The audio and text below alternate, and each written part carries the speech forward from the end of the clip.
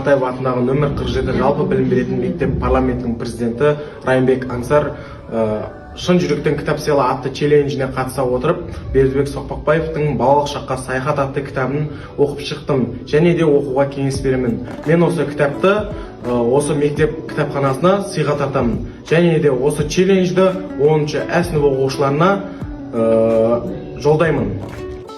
Мұқағали Мақатаев атындағы номер 47 жалпы білім беретін мектеп 9-шы А сынып оқушысы Умарбек Камила шын жүректен кітап сыйла челленджіне қатысып отырмын. Мен оқыған кітап Сайын Мұратбековтың Жабайы алма кітабы. Автор бұл шығармасында өзінің балалық шағымен және де ашаршылықта балалардың жабайы алмамен қоректенгені туралы айтылады.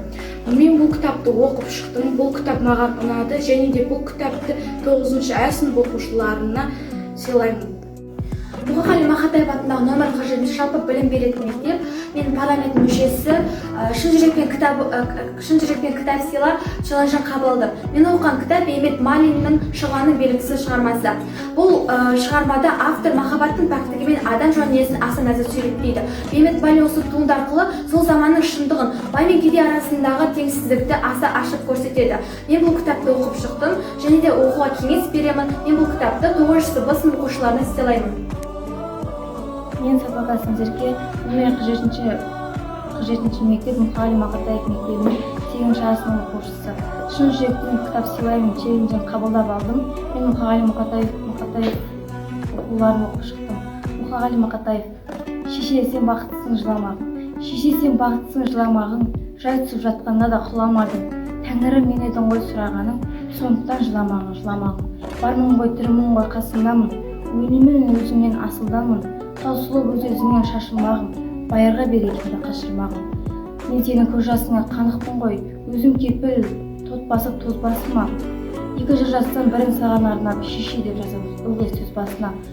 Тәңірім кешірегір кесірімді, аспанға жазам сенің есіміңді. Шеше, сен бақыттысың, тербете бер, қубаталы елған бесігімді. Мен осы кітапты 7-ші А сыныпыма сыйлаймын және осы кітапты оқушы болуыма кеңес беремін. Мен Мұқағали Мақатаев атындағы номері 47 жалпы білім беретін мектептің 8-ші А сынып оқушысымын. Шын жүректен кітап сыйлау челленджіне қатыса отырып, кітапханаға кітап сыйлаймын. Кітап сыйлау рухани мәдениеттің зор үлес, баға жетпес мұрасы деп білемін. Абай Құнанбаевтың «Қалың елім қазағым» атты кітабын сыйлай отырып, бір үзіндісін айта кетейін.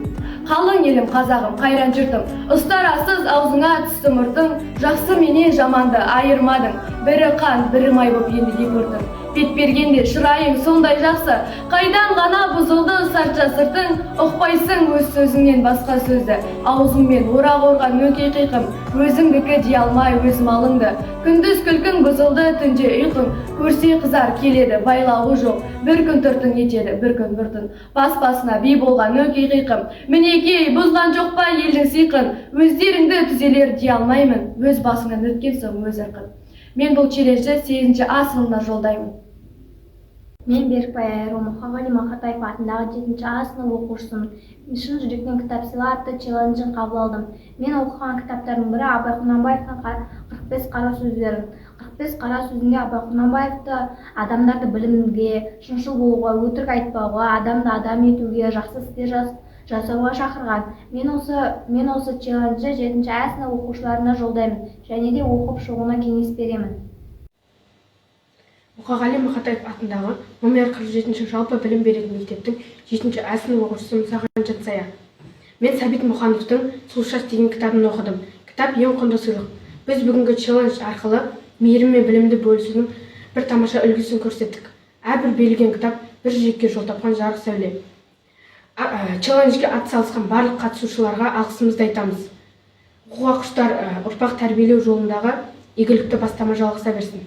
Мен барлық қатысушыларды, оқушыларды кітап оқуға шақырамын.